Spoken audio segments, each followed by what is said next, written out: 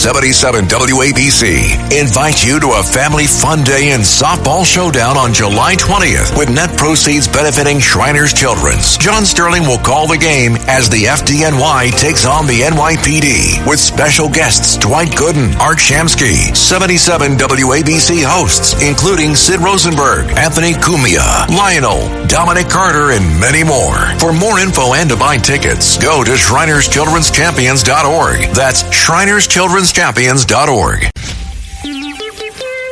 It's the 77 WABC News Hour. Talking the news with Noam Laden. All the news you need to know with Joe Nolan, traffic, Justin Ellick, sports. And now, Talking the news with Noam on 77 WABC. Yes, that's me, 5 o'clock. Good morning. It is Friday, July 11th. Your forecast from the 77 WABC Weather Center. Clouds this morning. Could see a late-day shower or a thunderstorm. Humid, too. The high going to be 84. And then the weekend kind of looks like this. Saturday, sun and clouds, humid again, high 84. And then Sunday, partly cloudy, high 83. If you're walking out the door with us right now, 72 partly cloudy in White Plains up in Westchester County. 73 partly cloudy in Tenafly over in New Jersey. And it's 73 and cloudy right outside our Midtown studios. The top 5 at 5. How did NYPD cops with past convictions get a badge? Subway riders complaining about tap and go. Animal rights activists are coming after pet stores again. An apology for 2 men who were behind bars for crimes they did not commit. And would you give your kidney to a complete stranger? All right, 5:01. Some mornings, putting this show together can be awfully tough. And it's not for my doing. It's for the fact that nothing is working at my computer station. So it is amazing I'm getting this thing on the air. I just want to point this out. One day you and I will have a beer, and I'll tell you what happened this morning, but a little bit of a crazy day. But we'll start with this story. Right here in New York City, a judge says the NYPD must wait until at least Monday before it can fire dozens of its own officers. The NYPD says an internal investigation found 31 officers were hired illegally and should have been relieved of their duties. As of last night, one of those officers had already been reassigned. Applicants allegedly lied about prior arrests, being fired, and a whole lot more. Police sources telling us that the 31 officers were hired between 2023 and 2024, and the applicants in question had multiple disqualifying offenses, including things that you and I couldn't get a job for: lying about criminal convictions, lying about previous arrests, lying about being terminated from previous jobs, multiple arrests, criminal summonses, driver's license suspended due to significant traffic tickets. The NYPD says all of the applicants had received final notices of disqualifications and all yet were hired. Terrence Monahan, he was once the chief of department at the NYPD, and he says he finds this all pretty shocking. Scandal like this in the police department, it's very demoralizing. These individuals, many of them, if I understand, had numerous arrests on their records. Back in my day, if you got a speeding ticket, chances are you weren't coming on the job. It's a disgrace. It should never have happened, and the NYPD has to make sure they put some safeguards in place, that a commanding officer of a unit can't just act unilaterally to decide who's coming on this job. Now, for now, the PBA is defending these officers, and that's why this was taken to court to fire these officers. The NYPD, so they all have their jobs still today, but the NYPD says come next week that's not going to be the case. They will win this case. Police sources saying that the commander who's responsible for hiring all of these 31 officers has been reassigned to the housing division and may face departmental charges. And we'll I imagine we'll find out a lot more about this individual in the coming days. 5:03, up to Harlem. Violent night there. 3 people shot, 1 boy injured. It happened in East Harlem on 122nd Street between 2nd and 3rd Avenues just before 9 p.m. A 25-year-old woman was shot in the ankle. 2 men in their 30s were hit in their legs. A 3-year-old boy was injured when he fell. All were hospitalized. All are stable. Witnesses say the woman was walking with her husband and child when shots rang out at a barbecue. A gunman in all black reportedly raced in, fired, and took off. An investigation is continuing. Andrew Whitman, NBC News Radio, New York. WABC News Time 504. The 60-year-old New York City woman beaten with a hammer at a Queens subway station back in 2022 is speaking out and was speaking out at her attacker's sentencing yesterday. Nina Rothschild looked at William Blount, who fractured her skull in that brutal attack, and asked, "Why me? What did I ever do to you?" She did not get an answer, but saw justice served, with Blount going to prison 25 years to life. The Queens DA, Melinda Katz, says that Rothschild's attacker could have simply stolen her purse, but instead hit her in the head with a hammer 13 times. She underwent surgery. She's still getting physical therapy today, but is undeterred. She says she's back riding the subway. She takes it every day to work. Queens DA Melinda Katz noted the vicious nature of this attack. Could have stole her bag, could have just taken it, but instead 13 times hit her in the head with a hammer. And again, Nina Rothschild, sort of amazing. She's back on the subway. She says she's no longer scared. I take the subway every day to work. Yeah, but good this guy's behind bars today, or will be behind bars anyway, for the 25 to life. Nassau County strengthening its animal protection laws. County Executive Bruce Blakeman says the anti-animal abuse law expands the definition of misdemeanor offenses involving animals. Animals will not get to have animals.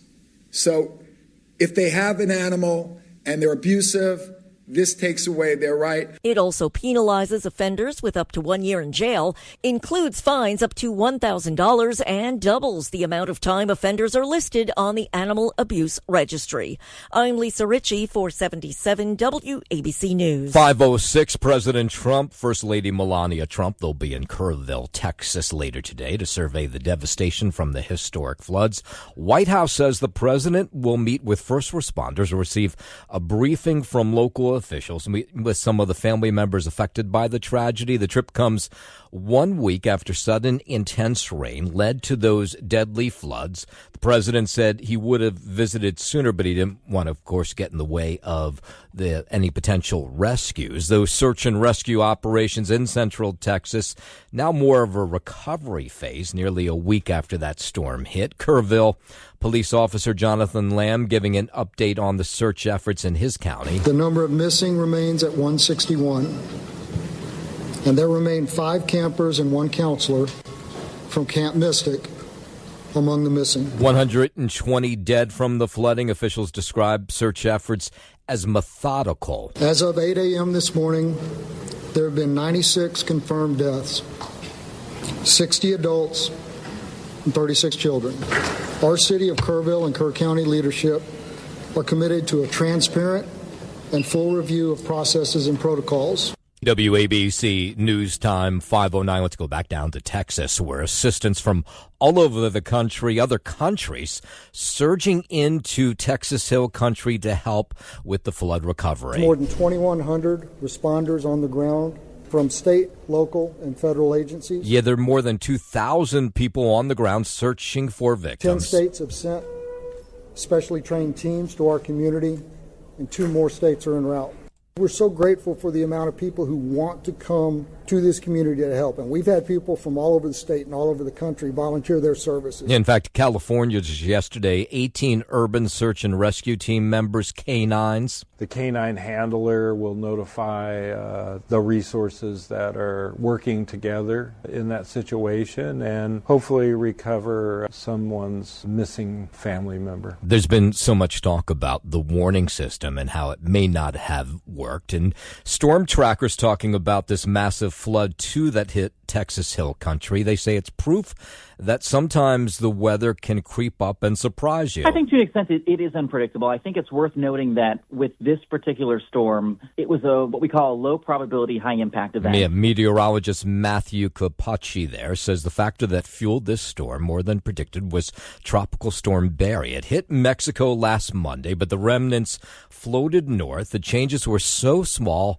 that apparently it could only be spotted just a few hours was out. It came down to very small-scale features that you can't really see on weather models more than about 6 to 12 hours out. We see that a lot of time in meteorology, and there's never really a good way to communicate that. Yeah, and then what they're dealing with in Texas Hill Country, and unfortunately with disasters all over the world, is disaster tourism. They have the social media influencers that race in to shoot their own video. And the Andrews County Fire Marshal, who's really involved, of course, in the hunt for victims, says this just compromises everything. Social media, which is our worst enemy right now. Yeah, he says only people allowed along the Guadalupe River are the verified search teams, but they keep running into these people who've brought cameras or just using their phone to shoot video. The whole riverbank from the 8 Mile stretch is considered in the declaration of disaster, and it is a no general public zone. Yeah, but the social media influencers, some of them have snuck in looking for good content. If you are thinking about going to the river, don't. You're hindering our search efforts. Yeah, and that's not the only place where they're dealing with those flash floods.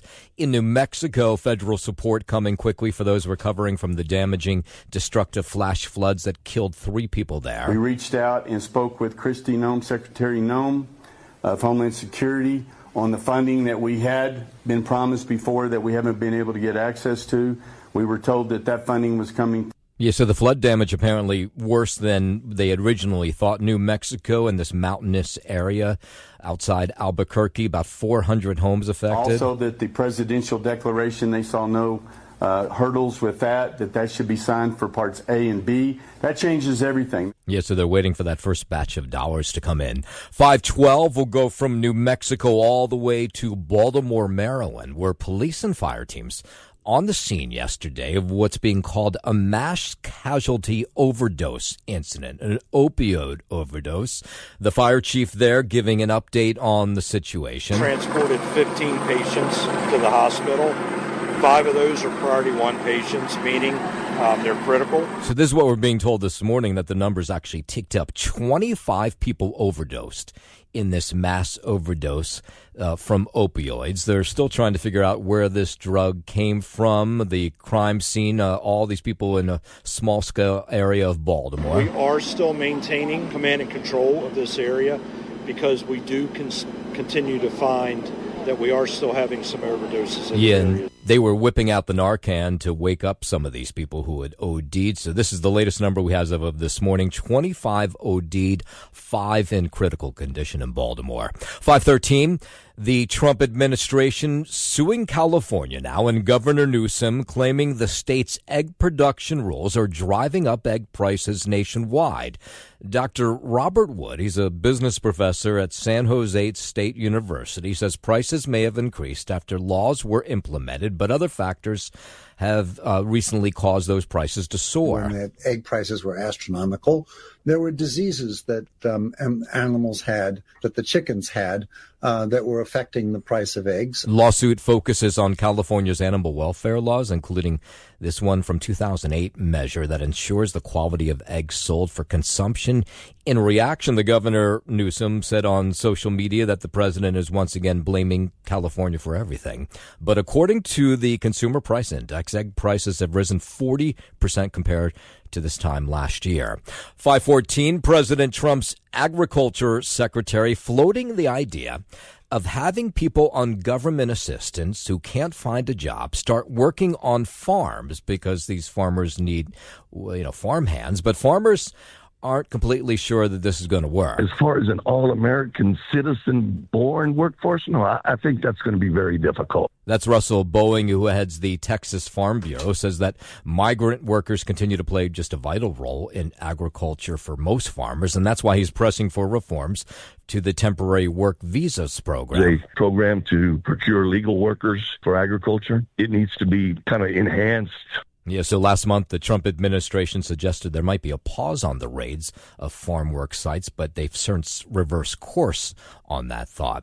In a moment, we'll go down to Florida, where they're having some issues at Alligator Alcatraz. But first, let's head over to the 77 WABC Sports Desk at 5:15. Good morning, Justin Ellick. Good morning to you, Noam Layden. This is nice. I get a pretty view of you right through the window. Isn't it? Yeah. And don't I look handsome? You look great today, Oh, man. thank you. Yeah, happy Friday. Casual Jean Fridays for Noam Layden today. Most days are, yeah.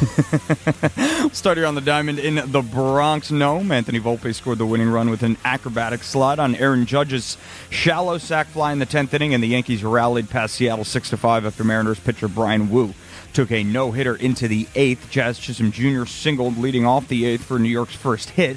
Wu quickly allowed another single and was lifted after Austin Wells' sacrifice fly shaved Seattle's lead to 5-1. Pinch hitter Giancarlo Stanton made it 5-3 with a 2-run homer off Matt Brash, and the Yankees were down to their final strike multiple times before tying it on Wells' 2-run single off All-Star closer Andres Munoz in the 9th. Last night marks the first win for the Yankees when trailing by at least 5 runs in the 8th inning or later since beating Texas in June of 2016. New York completed the 3-game sweep of Seattle in the process and have won 4 straight following their second 6-game skid since mid-June. With the Blue Jays off yesterday, New York now sits 2 games back at Toronto for first place in the AL East. Up next for the Yankees, Carlos Rodon will get the start in tonight's series opener against the visiting Chicago Cubs. I will be there. First pitch is scheduled for 7:05 p.m. from Yankee Stadium. In Baltimore, the Mets got swept in their doubleheader against the Orioles, losing the first game 3-1 before falling 7-3 in Game 2.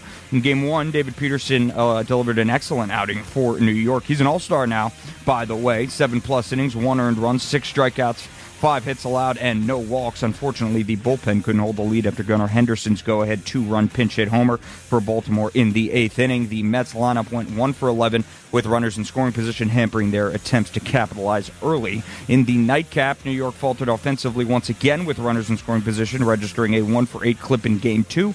Despite the sweep, the return to Kodai Senga and Sean Manaea to the rotation this weekend in Kansas City may bolster New York's prospects entering the All-Star break. The Mets now sit 1.5 games back of Philadelphia heading into that weekend set against KC, with Senga set to return to start tonight's opener. That's scheduled for an 8:10 p.m. first pitch from Kansas City. That is your sports. No, man, I'm Justin Alec on 77 WABC. WABC News Time 5:19. There is a reported mosquito infestation around Alligator Alcatraz in the Everglades in Florida. The FIU infectious disease expert, Dr. Eileen Marley, says officials need to fumigate the area to protect the detainees. You know, if it's an ICE detention center, if you're not familiar with Alligator Alcatraz. They have safe insecticides that they absolutely need to apply to the area. And if there are still a lot of biters around, then the people should be given mosquito nets. Yeah, she says currently there's no outbreak of malaria or dengue fever, but newly arrived migrants can be carrying this pathogen that could be spread by a mosquito bite. You understand that when you're picking up people recently from another country, those individuals may carry in their bloodstream viral pathogens that can be picked up by local mosquitoes and then start an outbreak. Yeah, it's a little frightening. If there is not a pathogen for which there's a vaccine, then the only thing you can do is appropriate mosquito control, and it really should be done. Yeah, so she says those detainees should get health checks and vaccinations, of course, to reduce the risk of disease transmission by those mosquitoes. And while we're talking about Alligator Alcatraz, some lawmakers will get to see it for themselves, what the conditions are like inside. The Florida Division of Emergency Management inviting Democrats who've been complaining about Alligator Alcatraz to tour the illegal immigrant detention center in the Everglades come tomorrow. I think there's some concern that it's going to be a scripted tour, because we are, by law, supposed to be allowed, when we visit, to go in. So when they take time to, I don't know, quote-unquote, freshen things up, you might not be seeing the real picture. West Palm Beach Congresswoman Lois Frankel there wonders if the state will just be putting on a show. Frankel calls the facility a political gimmick by Republicans. And it's now being blemished by a what I call sort of a political gimmick. But I do think it's important that we'll have members of Congress and the State House to take a look and see what's going on there. To put up these, I think they look like mobile homes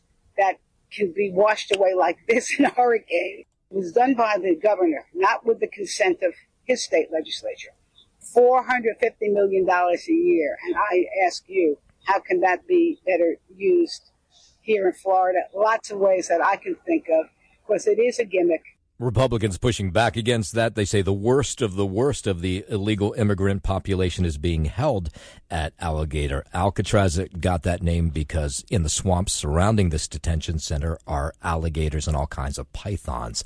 522, let's go overseas. Russia ramping up its attacks against Ukraine. Correspondent Rafe Sanchez reports that the capital of Kyiv was attacked by about a dozen ballistic missiles. And this is a developing tactic by the Russians, sending these blizzards of drones in to try to overwhelm Ukraine's air defenses so that these missiles can get through. Now we're being told at least 2 killed. It comes after President Trump had expressed his frustration with Russian President Vladimir Putin as he works to reach some sort of peace deal between Ukraine and Russia. President Trump appears to be executing something of a U-turn, saying that he no longer believes that Vladimir Putin is negotiating towards a ceasefire in good faith. The Ukrainians are also hoping that President Trump will eventually sign off on a new sanctions bill against Russia that is working its way through the United States Congress. It has a lot of bipartisan support in the Senate. The Ukrainians say that it would increase pressure on Vladimir Putin to come to the negotiating table to make a deal. President Zelensky in Rome today meeting with European allies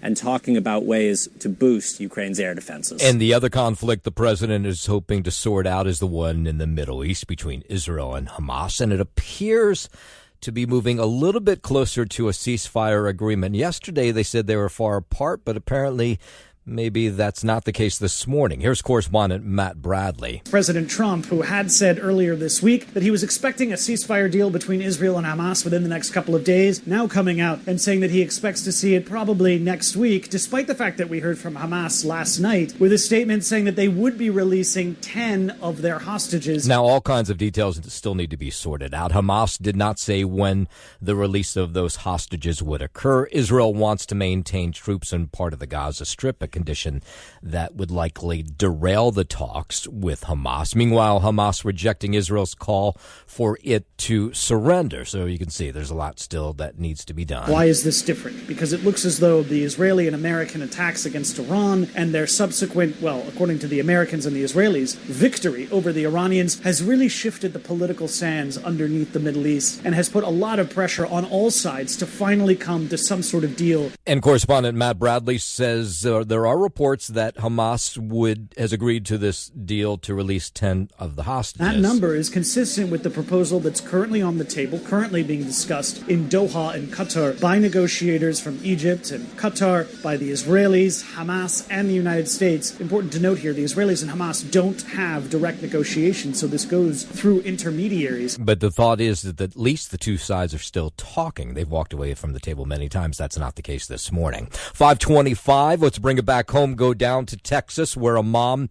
is facing criminal charges for leaving her child in a hot car. The kid passed away. San Antonio police say the woman normally drops the kid off at daycare before going to work, but yesterday she apparently forgot. Now, we've seen this story before. You'll remember in Westchester, we had a similar story like this a number of years back. Went to the school, picked the child up. They told her that child never arrived. And that's when the child's body was found in the back seat. And they discovered the child in the back of the car, five-year-old boy. Police conducting an investigation to determine whether the death was accidental or criminal. 525, President Trump, Senate Majority Leader John Thune in talks now about future Senate races. According to The Hill, the two met and broadly discussed races, including Texas Senator John Cornyn's primary against Texas Attorney General Ken Paxton. Paxton and Cornyn are both Trump allies. However, the president has not endorsed either in the primary.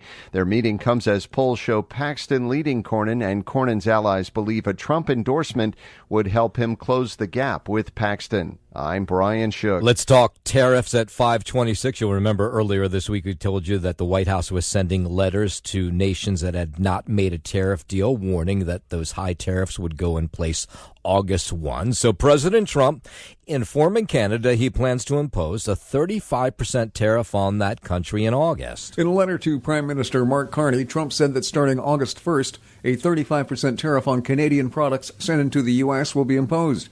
Trump said it comes as part of a response to Canada's retaliation and ongoing trade barriers. In the letter, he went on to accuse Canada of failing to cooperate on key issues. including the flow of fentanyl into the U.S.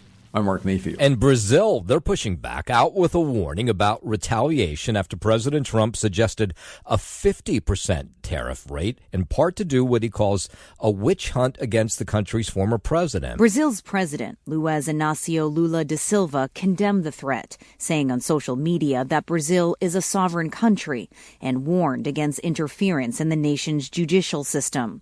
Like President Trump, Bolsonaro claimed electoral fraud after he lost his 2022 re-election bid. He then tried to convince the military to take control of the government. Trump has drawn parallels with his own criminal charges, saying on social media, "It happened to me, times 10. The U.S. is Brazil's second largest trade partner, and unlike most countries, the U.S. enjoys a trade surplus with the South American nation." Tony Waterman, Washington. It's the 77 WABC News Hour. Talking the news with Noam Laden. All the news you need to know with Joe Nolan, traffic, Justin Ellick, sports. And now, Talking the News with Noam on 77 WABC. Yes, that's me, 537. Good morning. It is Friday, July 11th. Your forecast from the 77 WABC Weather Center. Clouds this morning. Could see a late day shower or thunderstorm. Going to be humid too. High 84. And then it's kind of the same thing all weekend long. Saturday, sun and clouds, humid, high 84. And then Sunday, partly cloudy, humid, high 83. If you're walking out the door with us right now, 72, partly cloudy in White Plains up in Westchester County, 73, partly cloudy in Tenafly over in New Jersey, and it's 72 and partly cloudy right outside our Midtown studios. WABC News Time 5:39. Violent night up in East Harlem. 3 people shot. A young boy injured trying to race away from the scene. Police say the shooting happened about 9 o'clock. This was 122nd Street. A 25-year-old took a bullet to the leg. 33-year-old hit in the right leg. 36-year-old man also hit in the leg. Police say that 3-year-old suffered minor injuries racing away from the scene. Here was a witness. I saw somebody after the shot, somebody running, but I don't even know who it was. You know, I seen him running up the block. So, and then when I went over there, so the girl, they had to tie something in her legs because she was bleeding. Yes, so we don't know a whole lot about what took place here. They haven't released a lot of details like a motive. Apparently there's some sort of barbecue going on. There is a thought that the 3 people hit by the gunfire were not the intended targets, but of course as more information comes in on this shooting last night, we'll pass it on to you. Subway riders are reporting issues with the Omni Tap and Go system, which is set to replace the Metro card in the coming year. The Permanent Citizens Advisory Committee, which is this independent watchdog to the MTA, they surveyed 400 riders and found 74% of them encountered some sort of issue with Tap and Go, with Omni. 42% said the readers were not accepting their tap.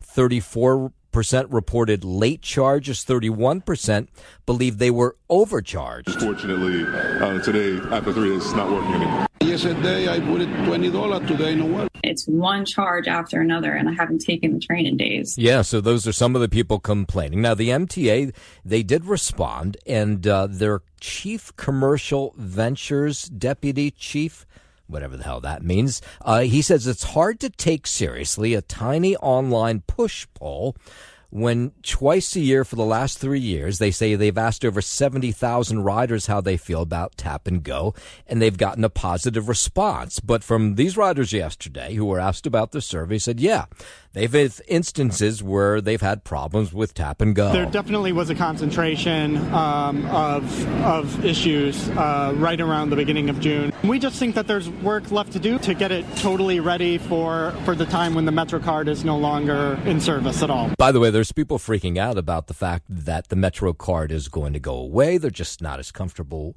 using their phone to pay for things.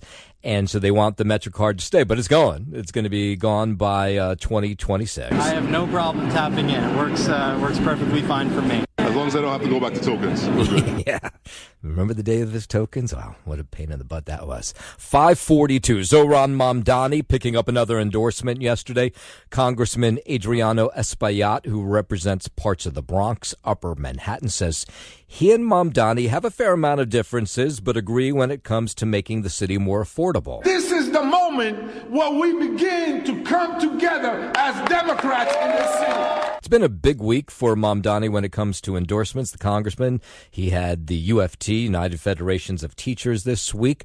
The two, Espaillat and Mamdani, gathered in Washington Heights yesterday, where he threw his support behind Mamdani. When I met with the congressman, the questions he asked me were not about himself, were not about politics, they were about people. Espaillat, who endorsed former Governor Andrew Cuomo in the primary and Mayor Adams back in 2021, holds a fair amount of sway with Latino voters in New York City. 543.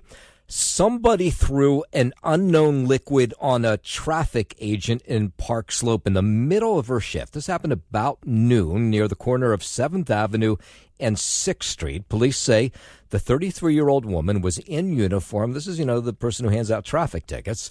When a man came up, suddenly splashed her with the liquid, then drove away in a 2014 Infiniti sedan. They haven't found him yet, but you can imagine this worker's totally freaked out about what she was splashed with. I mean, that's just scary because I think of this as a very safe neighborhood, but I feel like it's kind of, we keep hearing about incidents and different stuff happening, and I'm just nervous because I have a 2-year-old, so I want to make sure it stays a safe. Yeah, that's a woman in the neighborhood who said this kind of thing shouldn't happen to traffic agents. The agent was taken to New York Presbyterian Brooklyn Methodist Hospital as precaution. Thankfully, she doesn't have any burns or anything like that, so there's no thought that it's acid. But, of course, the attacker hasn't been caught, and there's really no word yet what they may have splashed her with. 544.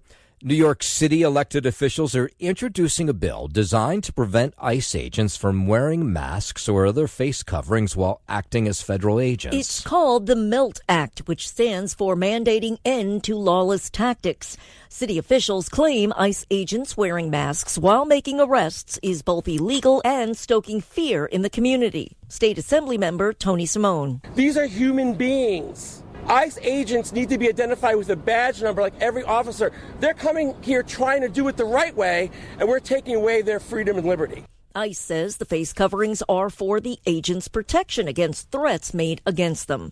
Lisa Ritchie, 77 WABC News. In a moment, we'll tell you about two men who walked into a Manhattan courtroom yesterday fighting against their murder convictions and walked out with those convictions being dropped. We'll get into those stories and more in just a moment. But first, 5:45, let's head over to the 77 WABC Sports Desk. Here's Justin Alec. Thank you, Noah Maladen. We'll start here on the diamond in the Bronx. Anthony Volpe scored the winning run with an acrobatic slide on Aaron Judge's shallow sac fly in the 10th inning, and the Yankees rallied past Seattle 6-5 after Mariners pitcher Brian Wu took a no-hitter into the 8th. Jazz Chisholm Jr. singled leading off that inning for New York's first hit. Wu quickly allowed another hit and was lifted after Austin Wells' sac fly shaved Seattle's lead to 5-1. Pinch hitter Giancarlo Stanton made it 5-3 with a 2-run homer off Matt Brash, and the Yankees were down to their final strike multiple times before tying it on Wells' 2-run single off All-Star closer Andres Munoz in the 9th. Last night marks the first win for the Yankees when trailing by at least 5 runs in the 8th inning or later since beating Texas in June of 2016. New York completed the 3-game sweep of Seattle in the process and have won 4 straight following that 6-game slide. With the Blue Jays off yesterday, New York now sits 2 games back of Toronto for first place in the AL East. Up next for the Yankees, Carlos Rodon will get the start in tonight's series opener against the visiting Chicago Cubs. First pitch is scheduled for 7:05 p.m. from Yankee Stadium. In Baltimore, the Mets got swept in their doubleheader against the Orioles, losing the first game 3-1 before falling 7-3 in Game 2. In Game 1, David Peterson delivered an excellent outing for New York. He's an all-star now, 7+ innings, 1 earned run, 6 strikeouts, 5 hits allowed, and no walks. Unfortunately, the bullpen couldn't hold the lead after Gunnar Henderson's go-ahead 2-run pinch hit homer for Baltimore in the 8th inning. The Mets lineup went 1 for 11 with runners in scoring position, hampering their attempts to capitalize early. In the nightcap, New York faltered offensively once again with runners in scoring position, registering a 1 for 8 clip in Game 2. Despite the sweep, the return of Kodai Senga and Shamanaya to the rotation this weekend in Kansas City may bolster New York's prospects entering the All-Star break. Yeah, next week. I mean, are they just a terrible team? Is that what's going on here? No. Did they start the season good and now they're falling apart? I don't think they're a terrible team. Oh, I actually.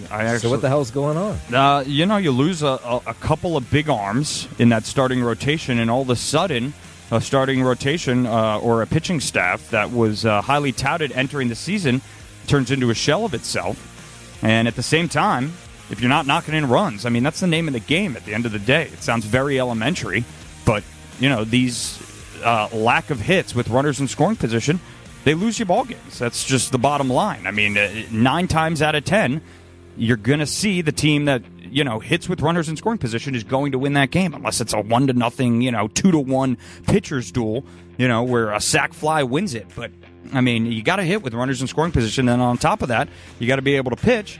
And the Mets, have kind of been holding their own on the mound a little bit, but not to the extent where they're, able to put themselves in winning positions on a regular basis. But getting Senga back, getting Manaya back this weekend, I think that'll definitely help bolster them heading into the All-Star break, and we'll see how they come out of it next week. So, they're only a game and a half back of Philadelphia right now. It better, because I was watching James Flippin on a live on X last night. That's how exciting my life is. Yeah. And it was this profanity-laced thing about the Mets. Oh, my God, I've never seen somebody so angry about baseball. So yeah, well, especially in July. I mean, come on, Flippin. Let's wait until a couple. If I'm going to show it to you. It's very funny. I'd love it. If they're 3-4 games back, 2-3 weeks out of the All-Star break, then you get to sweat a little bit. But up until that point, I think you got to hold your breath a little bit there, okay. Flip. All right, that's your Sports Gnome. I'm Justin Ellick on 77 WABC. WABC News Time 5:51. 2 men walked into a Manhattan courtroom yesterday after fighting murder convictions for 30 years.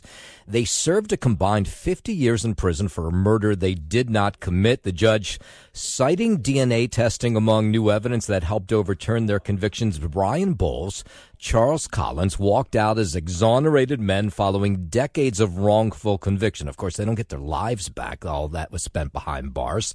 The 2 were teenagers when they were accused of strangling someone to death back in 1994. And eventually they, after being, questioned for hours, they admitted that they had done something wrong. But the Innocence Project came in and defended these 2. They found lots of evidence to suggest they had not committed these crimes. The judge and the prosecutor agreed, and they were exonerated yesterday. Both Mr. Bowles and Mr. Collins have maintained their innocence since the moment they were arrested. Both young men had been questioned when they were children without an adult present, and that they've been lied to repeatedly by the police. Both actually at different points reached out to the Innocence Project for help. The Manhattan DA, Alvin Bragg, says there's not much they can do to give back these 2 the decades of life that they spent behind bars. We cannot undo the past, but I hope both Mr. Collins and Mr. Bowles can find meaning and some comfort in what occurred today. Yeah, I can't even imagine what that would be like behind bars for something you didn't do. 5:52.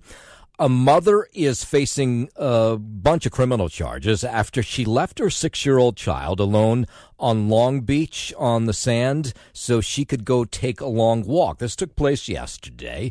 This was they found her after a long time, but she was gone for a long time, and thankfully the 6-year-old was okay. I think that's awful. I mean, who does that? You just leave your child like that? It's sad. It's terrible.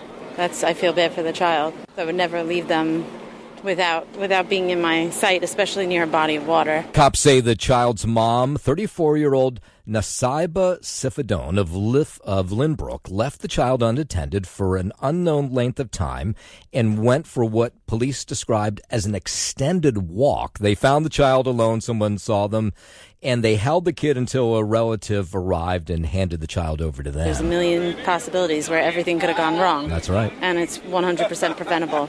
And she could have kept her child safe. You hear all the time kids drowning and things like that. You could just walk over. Thank goodness, it didn't happen, but it's so easy. Sivadone's been arrested, charged with endangering the welfare of her child. 5:54.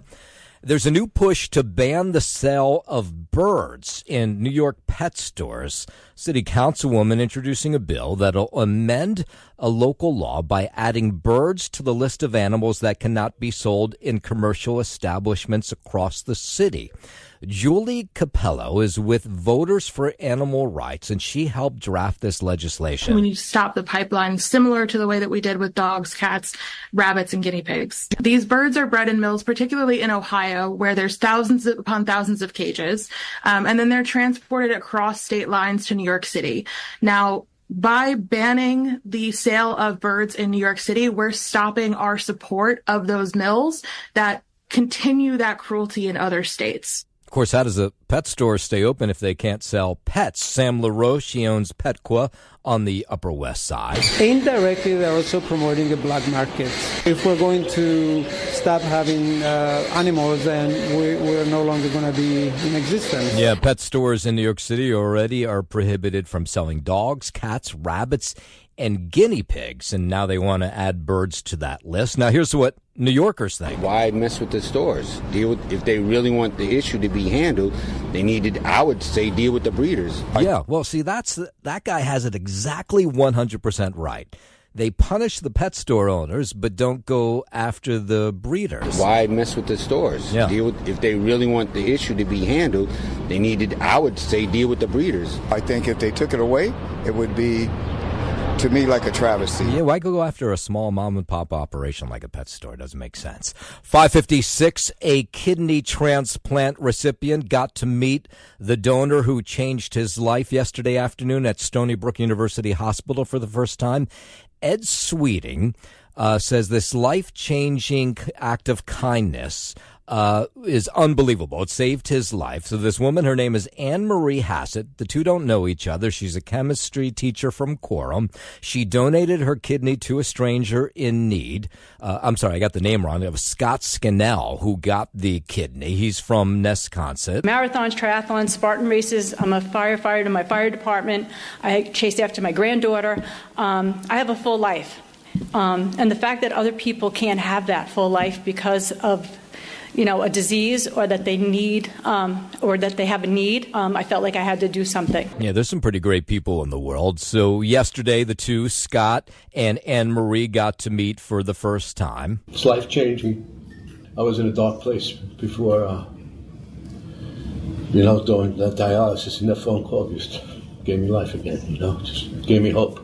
Thank Anne Marie enough for giving me a second chance. Anne Marie says, no big deal. She says it's just the right thing to do. I was honored to answer that call because I believe that God uses people to answer other people's prayers. Yeah, not too many people like Anne Marie Hassett. Nice job. Thanks for listening to the News Hour with Noam Laden. You can hear the News Hour with Noam Laden weekday mornings at 5 on 77 WABC. If you like the podcast, share it with your friends and listen anytime at WABCRadio.com and download the WABC Radio app. Hit that subscribe button on all major podcast platforms. Plus, follow WABC on social on Instagram, TikTok, Facebook, and X.